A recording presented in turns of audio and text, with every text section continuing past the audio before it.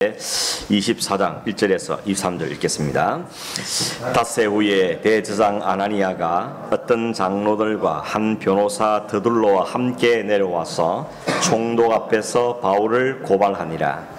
바울을 부르매 드둘로가 고발하여 이르되, 벨릭스 각하여, 우리가 당신을 힘입어 태평을 누리고 또 이 민족이 당신의 선견으로 말미암아 여러 가지로 개선된 것을 우리가 어느 모양으로나 어느 곳에서나 크게 감사하나이다. 당신을 더 괴롭게 아니하리 하여 우리가 대강 여짜옵나니 관용하여 들으시기를 원하나이다. 우리가 보니 이 사람은 전염병 같은 자라. 천하에 흩어진 유대인을 다 소요하게 한 자요, 나사렛 이단의 우두머리라. 그가 또 성전을 더럽게 하려 함으로 우리가 잡혔사오니, 당신이 친히 그를 친문하시면 우리가 고발하는 이 모든 일을 아실 수 있나이다 하니, 유대인들도 이에 참가하여 이 말이 옳다 주장하니라. 총독이 바울에게 머리로 표시하여 말하라 하니, 그가 대답하되, 당신이 여러 해 전부터 이 민족의 재판장 된 것을 내가 알고 내 사건에 대하여 기꺼이 변명하나이다. 당신이 아실 수 있는 바와 같이 내가 예루살렘에 예배하러 올라간 지 12일밖에 안 되었고, 그들은 내가 성전에서 누구와 변론하는 것이나 회당 또는 시중에서 무리를 소동하는 것을 보지 못하였으니, 이제 나를 고발하는 모든 일에 대하여 그들이 능히 당신 앞에 내세울 것이 없나이다. 그러나 이것을 당신께 고백하리이다. 나는 그들이 이단이라 하는 도를 따라 조상의 하나님을 섬기고 율법과 선지자의 글에 기록된 것을 다 믿으며 그들이 기다린 바 하나님께 향한 소망을 나도 가졌으니 곧 의인과 악인의 부활이 있으리라 함이니이다. 이것으로 말미암아 나도 하나님과 사람에 대하여 항상 양심에 거리낌이 없기를 힘쓰나이다. 여러 해 만에 내가 내 민족을 구제할 것과 재물을 가지고 와서 드리는 중에 내가 결례를 행하였고 모인도 없고 소동도 없이 성전에 있는 것을 그들이 보았나이다. 그러나 아시아로부터 온 어떤 유대인들이 있었으니 그들이 만일 나를 반대할 사건이 있으면 마땅히 당신 앞에 와서 고발하였을 것이요, 그렇지 않으면 이 사람들이 내가 공회 앞에 섰을 때에 무슨 옳지 않은 것을 보았는가 말하라 하소서. 오직 내가 그들 가운데 서서 외치기를, 내가 죽은 자의 부활에 대하여 오늘 너희 앞에 신문을 받는다고 한 이 소리 한 소리만 있을 따름이나 하니, 벨릭스가 이 도에 관한 것을 더 자세히 아는 고로 연기하여 이르되, 천부장 루시아가 내려오거든 너희를 처결하리라 하고 백부장에게 명하여 바울을 지키되 자유를 주고 그의 친구들이 그를 돌보아 주는 것을 금하지 말라 하니라. 아멘. 어떤 분은 우리가 살고 있는 시대를 가리켜서 양심 불감증의 시대다, 이런 표현을 쓰는 걸 보았습니다. 양심의 기능이 마비됐다는 것이죠. 양심이 기능을 제대로 못한다는 겁니다. 양심이 깨닫지 못하는, 감각이 없는 상태가 됐다는 겁니다. 이게 양심이 마비되고 굳어버리면 나타나는 현상이 뭐겠습니까? 거짓과 아첨과 위선이 온 세상을 뒤덮게 된다는 것입니다. 자기 이익을 위해서는 사실도 거짓이라 그러고 거짓도 사실하고 우기는 것이 보통이 되어버린 것이죠. 그리고 본 것을 못 봤다 그러고 또 못 본 것도 봤다 그러고 이런 일을 서슴없이 말하는 세상이 됩니다. 그것뿐만 아니고 뻔히 해놓고도 안 했다 그러고 또 하지도 않은 것을 했다고 주장하므로 다른 사람이 어떻게 되든지 말든지 혹은 남이 알든지 말든지 그냥 내만 좋으면 그만이다, 이런 것이 바로 양심이 마비된 세상의 모습이라는 것입니다. 더군다나 사람들의 시시비비를 공정하게 가려야 될 법관들마저도 정확하게 공명정당하게 재판하는 것이 아니고 오히려 뇌물을 받거나 혹은 자기 앞날을 위해서 혹은 정치인 수단을 통하여서 사용하는 이런 것도 얼마든지 볼 수가 있다는 것입니다. 재판이라는 것이 억울함을 잘 풀어주고 또 정확하게 판단해서 억울함이 없도록 불의와 불법이 판을 치지 못하도록 이렇게 하는 것이 마땅히 해야 될 태도임에도 불구하고 돈 있는 사람 앞에 혹은 권세 있는 사람 앞에는 아무 힘도 못 쓰는 이런 일들이 생기게 되는 것입니다. 이 모든 것이 다 양심이 불감증의 시대이기 때문에 나타난 현상이다, 이렇게 말할 수가 있겠습니다. 오늘 이야기하는 이유는 바울이 지금 로마 총독 앞에서 재판을 받고 있는 상황입니다. 이미 살펴본 것처럼 바울을 죽이기 전에는 먹지도 않겠다, 마시지도 않겠다, 이렇게 동맹한 사람이 40명이 됐다 그랬죠. 그들이 아주 계획을 짜서 그를 가이사라에서 예루살렘 오게끔 만들고, 그렇게만 해주면 우리가 중간에 길목을 다 지키고 있다가 지도새도 모르게 죽여버리겠다라고 생각을 하고 있었던 것입니다. 그 이전에도 그들은 계획을 세웠던 거죠. 그래서 죽이려고 생각했지만 이 사실이 바울에게 들켜버리고 그것이 천부장이 알려주고, 그랬더니 천부장이 얼른 야밤중에 밤 9시에 다 자야 될 시간에 군대를 470명이나 동원해서 바울을 예루살렘에서 가이사라로 호송해서 총독에게 보내버린 것입니다. 총독에 보냈을 그 총독이 이제 드디어 재판을 하게 되는데, 다음날 아침에 새 보니까 이 40명이 이제 계획을 실행에 옮기려 하는데 보니까 벌써 바울은 가이사라로 가버린 것입니다. 자기들의 계획이 실패했다는 걸 알게 된 거죠. 그러나 포기하지 않죠. 그들은 또 무리를 지어서 대상 아나니를 앞세워서 가이사라까지 갑니다. 가이사라까지가 거리가 한 100km가 좀 넘는다 그러죠.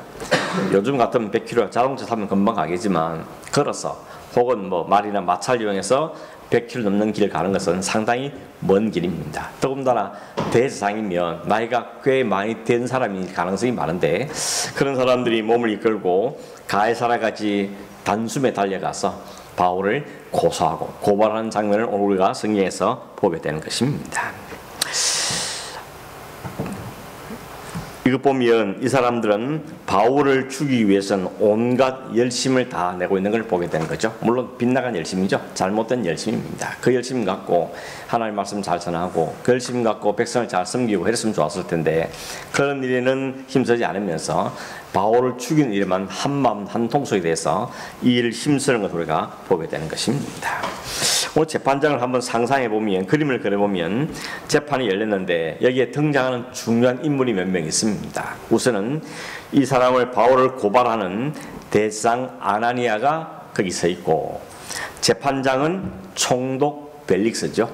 그리고 아나니아가 고용한 변호사 드둘로가 있고, 그리고 그 앞에 고소를 당한 피고와 바울이 거기에 서 있는 것입니다. 이 중요한 인물은 아나니아, 벨릭스, 그리고 드둘로, 그리고 바울, 이렇게 볼 수 있겠습니다. 이 사람들이 어떤 사람인가 좀 살펴보면 참 어처구니없는 재판인 것을 알 수가 있습니다. 먼저 대상 아나니아는 어떤 사람입니까? 우리 글에는 그냥 대상이다 라고 말하고 있지만, 유대의 역사를 많이 연구한 요세푸스의 글에 의하면 이 아나니아는 굉장히 교활하고 굉장히 거만한 인물로 묘사하고 있습니다. 매우 잔혹한 사람이어서 이 사람이 너무 잔악이기 때문에 로마 황제도 너무 기가 막혀서 불러다가 권고하는 그런 장면이 있을 정도로 그 사람은 아주 잔혹한 사람이었다는 겁니다. 대상은 종교 지도자죠. 종교 지도자임에도 불구하고 얼마나 그는 식민 정책에 앞서게 되고 얼마나 욕심이 많은지, 대상 밑에 재상들도 많이 있는데 그 재상들의 몫을 가로채기가 일쑤였고, 그 재상들에서 바치는 11조를 중간에서 다 가로채고 자기가 다 가졌다는 것입니다. 반대로 자신의 주의를 공고히 하기 위해서는 로마 관리들에게 뇌물을 바치는 것이 일쑤였다고 말하고 있습니다. 더군다나 이 대상이 어떻게 대상이 됐는가 하면, 전인 대상이 있었죠. 그 대상이 죽어야 사실 그 다음 대상이 이어받는데, 이 대상이 안 죽으니까 살인 청부업자에게 돈 주고 대상을 죽여버립니다. 그리고는 자기가 대상직을 차지한 사람인 것입니다.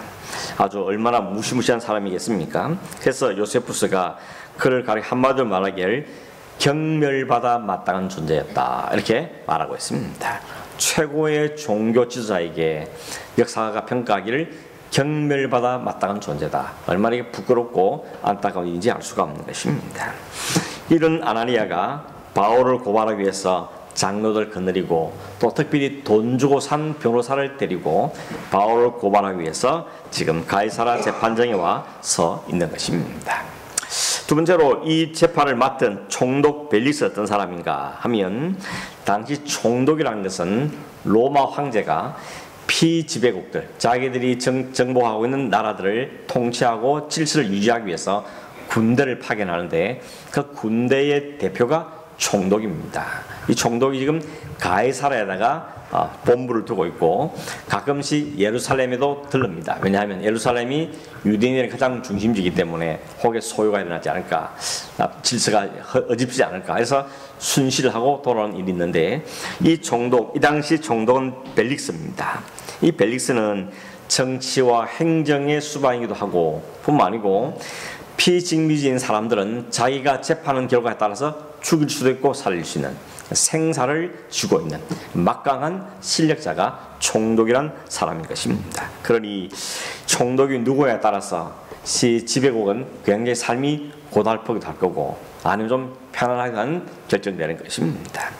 로마의 역사를 주로 연구했던 타키투스에 의하면 이 총독 벨릭스가께서 뭐라고 말하는가 하면 로마 역사상 가장 타락한 총독이었다, 이렇게 평가합니다. 가장 타락한 총독. 어떻게 타락했는가 하면 모든 것에 심했다 그럽니다. 돈에 대한 욕심도 심하고 가장 비열하고 또 가장 상스럽고 가장 무능한 사람이라는 것입니다. 이 사람이 어떻게 총독이 될 수 있는가?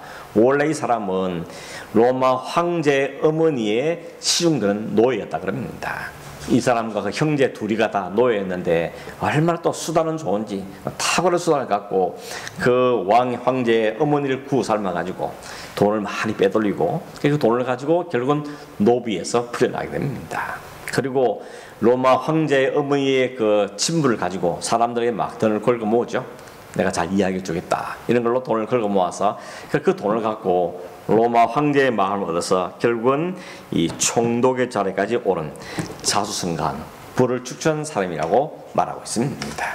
이렇게 어렵게 총독이 되기 때문에 본전 생각이 나는 겁니다. 총독이 되자마자 다른 사람 돈을 뺏어서 자기 배를 채우는데 혈안이 되는 사람입니다. 사람을 사귈 때도 돈 있는가 없는가 그것부터 따지고 사겠다는 겁니다. 그러니까 8년 동안 유대를 다스렸는데 유대인이 조금만 반란을 일으키면 군대를 습격해서 다 죽여버립니다.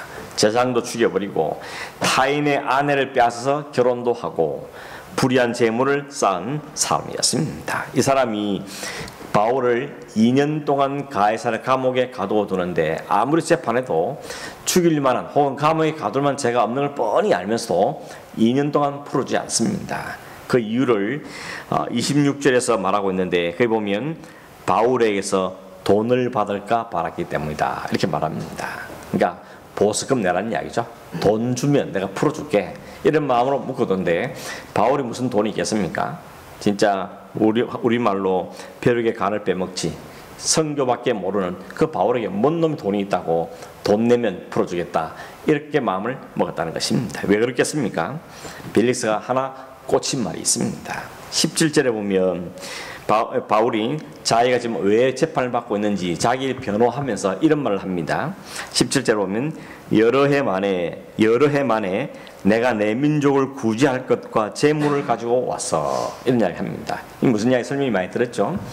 이 선교 중에 예루살렘 지역이 너무 어려웠다는 생각을 알고는 이방 교회들이 일반 돈을 모아서 구제한 걸 모아가지고 예루살렘 교회를 돕겠다고 돈을 모은 다음에 그 돈을 바울에게 전달해 달라고 맡겼다 그랬죠. 그러니까 바울이 예루살렘을 방문하는 주요 목적 중에 하나가 뭔가 하면 그렇게 거두어들인 선교원금을 예루살렘 교회에 전달한 것이었습니다. 아마 적지 않은 선교비를 모았던 것 같습니다. 그 이야기를 들으면서 또 뭐 귀에는 뭐밖에 안 들린다고 딱 귀에 꽂힌 거죠. 아, 저놈 봐라, 저놈 돈이 있는 거구나, 돈을 모을 능력도 있는 거구나, 그래서 저 사람을 잘 구워 삶으면 돈을 벌 수 있겠구나, 이런 마음 때문에 바울을 2년 동안 가둬두면서 시시때때로 그에게 돈 좀 풀려줄게, 이렇게 꼬시면서 그 2년 동안 버텼다는 것입니다. 여러분, 이런 재판장의 분위기를 딱 한번 보십시오. 가장 타락한 총독 벨릭스가 재판하고 있고 가장 교활하고 잔인하고 자기밖에 모르는 대상이 고소를 하고 있습니다. 거기다가 일을 잘하기 위해서 돈을 잔뜩 주고 산 변호사가 또 거기에 대동되어 있습니다. 그리고 사도 바울은 아무도 자기를 변론하는 사람이 없고 자기 스스로 자기를 변론해야 되는 번 돈도 없고 백도 없는 그런 사람이 재판장에 서 있는 것입니다. 그 변호사 더둘러 어떤 사람인가 하면 이 사람이 어떤 사람이 자세히 설명 안 하고 있지만 한 가지 분명한 것은 말을 되게 잘했다 그럽니다. 그래서 별명이 말쟁이입니다. 더둘러는 이름 뜻이 말쟁이입니다. 말을 워낙 잘했던 것 같습니다. 말을 너무너무 잘해서 말쟁이라 이름을 지어줬는데 그 말을 갖고 이게 소문이 났던 것 같죠. 그러니까 대제사장이 그 사람을 돈을 주고 고용을 해가지고 돈밖에 모르는 사람이 돈을 주었다는 것은 얼마나 중요한 의미를 맡기겠습니까? 이 사람이 로마 사람인지 유대 사람인지 잘 알 수 없고 알 수 없지만 딱 한 거 분명한 것은 돈만 주면 그 현란한 혀를 가지고 결국은 변호를 유리하게 끌고 간 사람 말쟁이였다 하는 것이 분명한 것입니다. 이 사람이 3절에 보면 총독 벨리스에게 말하는데 굉장히 아첨하고 아부의 말을 늘어놓죠. 뭐라 그럽니까? 벨릭스 각하여 우리가 당신을 힘입어 태평을 누리고 있습니다. 이렇게 말하죠. 또 이 민족이 당신의 선견으로 말미암아 여러 가지로 개선된 걸 우리가 어느 모양이나 어느 곳에나 크게 감사하나이다. 너무 최고의 아부를 하고 있죠. 당신이 총독으로서 와서 정치를 너무 잘해서 우리가 좀 편안하고 당신이 너무 식견이 훌륭해서 여러 가지 일을 잘 개선해 주니까 우리가 너 다 감사하고 있다고. 유대민족 치고 감사하지 않은 사람이 없다고. 이렇게 말도 안 되는 아부를 하고 있죠. 말하는 자기도 거짓말인 줄 알고 아마 총독도 많이 거짓말인 줄 알지만 아침 하는 말이니까 받아주고 있고 하여튼 그 듣는 사람은 다 거짓말인 줄 아는 것입니다. 왜 이렇게 아첨하는가 하면 유대민족은 사실은 굉장히 자존심이 강한 민족이라 그러죠.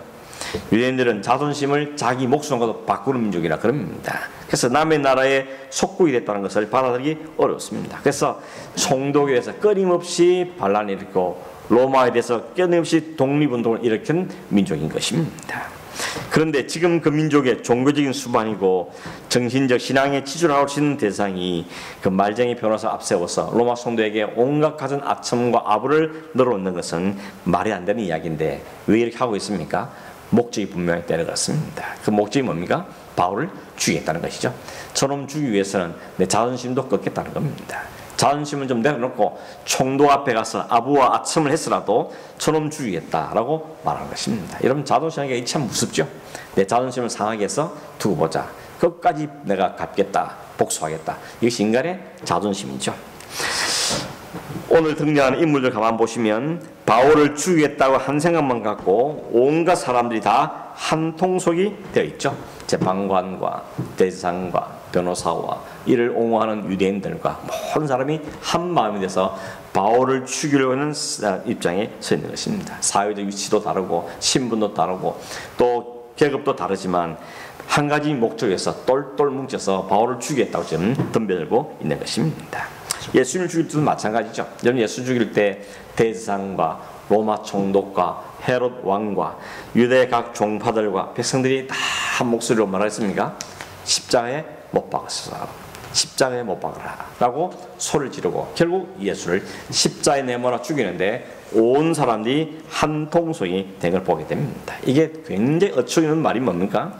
인간이 어떻게 하나님을 가르쳐서 십자가에 못 박아 죽이라고 피조물이 창조주를 죽이겠다는 이게 어처구니없는 일이 벌어지고 있는 것입니다. 이런 어처구니없고 말이 안 되는 일이 역사적으로 일어난 것입니다. 이런 일까지 할 수 있는 게 인간이라는 것입니다. 인간은 하나님도 내 마음에 안 들면 죽여버리겠다. 이것이 인간의 잔악함이고 이게 인간의 죄성인 것입니다.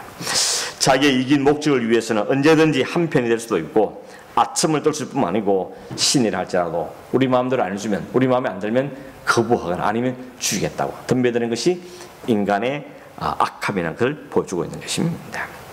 이 더둘러가 바울을 고발할 때 세 가지를 고발하는데 오늘 5절에 보니까 우리가 이 사람 보니까 전염병 같은 자입니다. 이렇게 말합니다. 전염병은 아시죠? 온 사회에 퍼뜨려가지고 코로나가 퍼지듯이 온 사회를 어지피고 죽게 만드는 거다. 이렇게 지금 표현하는 겁니다. 그냥 두면 로마 시민도 죽고 유대인도 죽고 다 죽을 겁니다. 살아남을 자가 없을 겁니다. 지금 이렇게 말하고 있는 것입니다. 구체적으로 세 가지 항목으로 고소를 하는데 첫째는 천하에 있는 유대인들을 다 소요하게 하는 자다. 소요는 뭡니까? 시끄럽게 만드는 거죠. 문제 일으키고 시끄럽게 만들고 다투게 만들고 하여튼 난리를 붙이게 만드는 그런 존재. 이 바울이 와가지고는 이 예루살렘을 발칵 뒤집어 놓고 유대인들 사이도 서로 다툼이 만들고 파가 나누기 만들고 하여튼 골치 아픈 인물이라는 겁니다. 이것이 바울이라고 지적하고 있는 것입니다. 사실은 그건 반대말이죠. 바울이 예루살렘 오므로 가는 곳마다 문제를 일으킨 사람이 아니고 생명을 전하는 사람이었죠.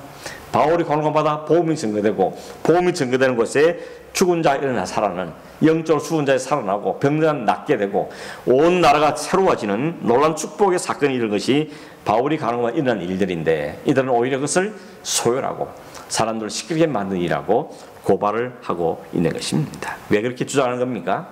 우리 마음에 안 든다는 거죠. 우리 마음대로 해주면 인정하겠는데 우리가 싫어하는 점을 골라서 한다는 겁니다. 그래서 바울 그렇게 말하고 있는 것입니다. 두 번째는 이 사람이 나사렛 이단의 우두머리다 라고 말하죠. 나사렛 이단 누구였습니까? 예수를 말하는 거죠. 우리가 예수를 십자가에 못 박아 죽었는데 이제 십자가 죽음으로 끝난다고 생각했는데 아니 그 예수가 살아났다 그러면서 그 예수를 다시 전하고 다니면서 사람들이 그 복음을 받아들이고 또 다시 막 소망을 갖는 걸 보면서 이 사람들 참을 수가 없던 것입니다. 그러므로 이 사람들은 나사렛 이단의 우물을 말하면서 이것을 종교적인 문제를 사회적인 문제로 정치적인 문제로 끌고 가는 것입니다. 이 사람이 바로 이 예수를 들먹이면서 로마에 대해서 사람들의 반감을 가지게 만들고 그 예수가 뭐라 했습니까? 포로를 일으키고 포로를 자유롭게 할 것이고 나를 해방시켰는데 그 메시아 때문에 사람이 또 여전히 반항하고 독립운동을 일으키고 이러고 있으니 저가 바로 그의 우두머리 같은 사람이라고 고소하고 고발하고 있는 것입니다. 세 번째는 뭔가 하면 성전을 더럽게 하랬다라고 이야기합니다. 우리가 아는 것처럼 성전은 이방인들이 들어갈 수 있는 곳은 이방인의 뜰까지만 들어갈 수 있습니다. 그 안으로는 못 들어가게 돼 있죠. 그런데 바울이 이방인을 데리고 성전에 들어갔다 이렇게 모함을 하는 것입니다. 지난번에 한 말씀 드렸지만 사실 원인은 어떻게 하는가 하면 바울이 에베소를 떠나서 예루살렘 올 때 에베소 출신 이방인 신자인 드로비모라는 사람이 바울을 따라왔죠. 그래서 바울과 함께 예루살렘 와게 됐는데 바울이 그 드로비모에게 예루살렘 곳곳을 보여주면서 거기에 있는 하나님의 역사와 이 예루살렘에서 얽힌 하나님의 역사와 구원의 일들과 이런 것들을 설명하며 다닌 적이 있는데 그걸 사람들이 보고 저자가 성전까지 데려갔을 거다 미리 짐작하고 그런 일을 통해서 바울을 올가매려고 그를 지금 고소를 하고 있는 것입니다. 그리고 이런 말들에서 유대인들 중에도 동조한 사람들이 많이 있습니다. 그래 그 말이 맞지. 그 말이 맞지. 그러면서 동조한 사람이 생겼고 이 일을 중간에 또 막 부추긴 사람이 있었겠죠. 특별히 바울을 죽이기 전에는 먹지도 마시지도 않겠다는 이 사람들. 이 사람이 곳곳에 있으면서 사람들을 분탕질을 치고 있는 걸 보게 되는 것입니다. 천부장이 그렇게 밤새도록 재판해봐도 아무 문제가 없는데 유대인들이 죽이려는 것 때문에 이 사람 내에 이 총독에게 보냈는데 총독도 보니까 아무 문제가 없음을 알면도 불구하고 그걸 풀지 않고 묶어두는 것을 보게 되는 것입니다. 결국 이들은 문제는 뭡니까? 사도 바울 한 사람의 문제가 아니고 그 바울이 전하는 복음 문제인 것입니다. 바울이 전하는 복음이 뭐였습니까? 너희가 그리스도를 죽였다는 거죠. 너희가 하나님의 아들을 죽였다. 그러나 하나님께서 그 아들을 살려내셔서 부활의 주님 되시고 그 주님이 오늘로 우리를 통치하시는 분이고 우리의 영원한 나라를 준비하신 분이다 라는 걸 복음을 전하는데 그 복음은 그걸 받아들이게 되면 유대인들이나 대제사장들 이들이 생각하고 있는 주장과는 다르기 때문에 자기들의 악함이 덜추어지기 때문에 싫은 겁니다. 오늘도 우리 그랬죠. 사람은 괜찮아요. 사람은 안 미워하는데 그거 하는 말 때문에 미워하는 경우가 생기는 것이죠. 특별히 복음은 어떤 능력을 갖고 있습니까? 복음은 빛과 같다 그랬죠. 어둠에 비치면 그 어둠이 얼마나 지저분한지를 드러내는 게 빛의 역할이지 않습니까? 그래서 어둠 속에 있을 때는 그게 더러운지도 추한지도 모르고 살았는데 거기에 빛이 확 비치면 그 어둡고 추하고 더러운 것이 다 드러나죠. 쓰레기 같은 오물들이 다 덜추어지게 되는 것이 그것이 바로 그런 빛의 역할인 것이죠. 지금 그걸 막으려는 겁니다. 하나님 앞에 자기들의 찌꺼기 같은 모습, 자기들의 죄악된 모습, 자기의 추한 모습, 이기적인 모습 이런 것들이 덜 주어지니까 그 복음을 가로막으려는 것이 대제사장이요, 그 유대인들이요, 그들에 앞선 사람들의 모습이라는 겁니다. 총독이나 대제사장이나 더둘로나 모든을 통하여 이 사람을 동원해서 결국은 자신의 허물을 덮겠다고, 자신의 죄를 막겠다고 바울을 죽여버려서 복음을 막음으로 일을 하겠다는 것이 이게 세상의 모습이고, 이게 인간들의 실체라는 것입니다. 여러분, 오늘 우리는 이 총독이나 대제사장이나 더둘을 보면서 인간이 왜 이러냐, 사회가 왜 이러냐, 재판이 왜 이러냐, 이렇게 우리는 분노를 일으키고, 어떻게 사람이 이렇게 교활할 수 있고, 어떻게 사람이 이렇게 양심이 없을 수 있고, 이렇게 탐욕줄 수 있고, 사람을 매도하고 죄도 없는 사람을 덮어서 죄를 씌우고, 어떻게 이런 일 할 수 있는가, 이런 불편한 마음도 우리가 가지게 되죠. 뭐 이런 성경 이야기뿐만 아니고 우리가 살면서도 사람들 보면서 저 사람 왜 저 모양이냐, 왜 저렇게 말을 하냐, 저렇게밖에 안 되냐, 수준이 저러냐, 이러면서 우리는 사람들에 대해서 핀잔하고 어떻게 교활한지, 어째 겉과 속이 다른지, 뭐 이러면서 욕심이 많은지, 이런 지적들을 하는 것입니다. 이렇게 열불을 낼 때는 어떤 심리가 있다 그럽니까? 슬그머니 나는 아닌 쪽에 서려는 마음이 있다는 것입니다. 상대를 막 공격하는 것은 결국은 뭡니까? 그 사람을 지적하고 바르게 잡고 그런 의미보다는 너는 그렇게 나쁜 놈이고 나는 그 정도 아니거든, 이게 자기를 세우려는 인간의 또 이 교활한 마음들이 우리에 있다는 것입니다. 뭐 멀리 갈 것 없이 내가 내서 가만히 생각하면 우리가 그럴 때 있죠. 무엇에서 막 흥분하면 결국 뭡니까? 나는 안 그래, 이런 마음이 우리에 깔려 있다는 것입니다. 근데 정말 냉정하게 정직하게 하나님 앞에서 하나님 말씀에 잣대를 대고 정말 다른 사람 다 제거하고 나 스스로를 하나님 정확하게 세워보면 어떻습니까? 다른 사람 욕할 수가 없죠. 다른 사람 핀잔할 수도 없습니다. 내 안에서 보면 욕할 게 아무것도 없고 이 모습이 바로 내 안에 있는 모습이라는 것을 압니다. 들키지 않아서 그렇지, 어떤 사건의 안개에서 폭발 안 해서 그렇지, 여전히 우리 안에도 잠재해져 있는 속셈인 것입니다. 우리의 말이나 우리의 행동과 이 모든 것에 우리에게 담겨 있는 것이죠. 이기적인 마음이나 핑계하는 마음이나 남에게 덮어씌우고 싶은 마음이나 나를 의롭게 하고 싶은 마음이나 돈을 사랑하는 마음이나 탐욕의 마음이나 지위에 대한 마음이나 권위를 갖고 싶은 이런 모든 이런 마음들이 우리 안에 얼마든지 우리 안에 있다는 것입니다. 아니면 어쩌면 우리가 이보다 더 할 수도 있는 가능성을 갖고 있는 존재라고 말할 수도 있는 것입니다. 오늘 대상 아나니아의 모습은 자신의 이기적인 목적과 이익을 위해서라면 뭐든지 동원하고 뭐든지 할 수 있고 여기까지 할 수 있다, 이걸 보여주는 인간의 모습이라고 우리가 말할 수 있는 것입니다. 그러므로 그 모습은 나의 모습인 것이죠. 오늘 세상의 모습이 곧 나의 모습이고 오늘 우리의 모습이라는 것입니다. 그래서 이 가이사랴 재판장에 서인 사람이 네 사람이 있었는데 이 사람들을 두 부류로 나누면, 하나는 세속적인 사람들, 총독과 더둘로 같은 사람, 세상을 대표하는 그런 세상적인 사람이라고 말할 수 있고, 또 한 부류 사람은 종교인들이죠. 대제사장 같은 사람들, 이 사람들은 종교적인 인물들로 나눌 수 있습니다. 그런데 사실은 알고 보니까 똑같죠. 똑같은 사람들입니다. 종교인이든 아니든지 세상 사람이든지 교회 안에 사람이든지 사실은 별로 다를 바가 없다는 것입니다. 오히려 세상과 세속에 무릎을 꿇고 세상에 아첨하고 아부하는 모습으로 나타나고 있지 않습니까? 그저 자기의 목적을 위해서는 총독하고 타협을 하고 세상과 똑같이 힘을 가지기 위해서 원칙도 논리도 신앙도 팽개쳐버리고 그저 힘과 권위와 수와 여기에 관심을 쏟고 있는 모습을 보여주고 있는 것입니다. 그런 측면에서 하나님께서 모든 사람은 죄인이라는 것입니다. 의인은 하나도 없다고 말하는 것입니다. 나를 자꾸 의인이 세우고 싶어 하지만 사실은 정직하게 하나님의 온전한 말씀의 자체를 세우면, 하나님의 법 앞에 세우면 우리는 다 그렇지 못한 사람에게 드러나게 되는 것 맞습니다. 인간의 자기 가치와 존재감을 높이는데 오늘 교회도 여전히 거기에 많은 관심들을 가지고 있지 않습니까? 비전을 가장한 야망과 욕심들이 우리를 속이고 있고 세상에서 욕하고 욕할 자기 우리에게도 없다는 것입니다. 여러분, 냉장에 보면 주님이 가시는 길, 그 뒤를 따르던 사도 바울의 길, 우리는 그 길 가고 있냐는 것입니다. 주님은 그 길 가셨지만 바울은 그 길 따라하시면 우리는 그 길 말고 좀 더 편한 길 없을까? 좀 더 안전한 길 없을까? 좀 더 잘되게 하는 길은 없을까? 호신탐탐 그 길을 찾고 있는 우리의 모습은 아닌가 하는 것입니다. 말씀을 정리해 보겠습니다. 우리는 언제나 흑백 논리가 익숙하죠. 이원론진 사고 우리에게 자리 잡고 있습니다. 항상 우리는 어릴 때부터 OX, 맞고 틀리고의 교육이 훈련이 많이 돼 있고 내가 중에 한 가지 찾아 그러면 반드시 답은 한 가지로 생각하지 두 가지 될 수 있다. 이런 건 생각해 본 적이 별로 없지 교육받은 사람들입니다. 그리고 우리 옛날에 영화나 이런 거 보면 악한 사람은 딱 처음 보면 알죠. 아, 이 사람이 범인이구나. 생김새부터 딱 배우를 그런 사람으로 세웁니다. 근데 참 놀랍게 요즘 영화를 보면 어떻습니까? 저 사람이 범인인 줄 몰랐어. 이런 경우가 많죠.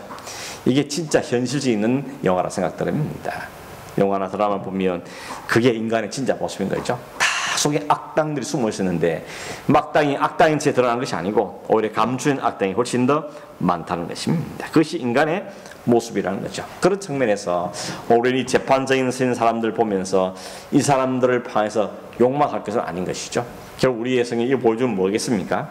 우리 안에 충분히 가능성이 있다는 걸 보여주는 것입니다. 나도 자칫하면 나도 조금만 한숨을 돌리면 이런 같은 삶을 살 수 있는 사람인 것을 우리가 알게 되는 것이죠. 그래서 이 사람들이 밖에 있는 사람이 아니고 내 안에 있는 사람이다 하는 것을 우리에게 말씀하고 있습니다. 그러면 사도 바울은 어떻습니까?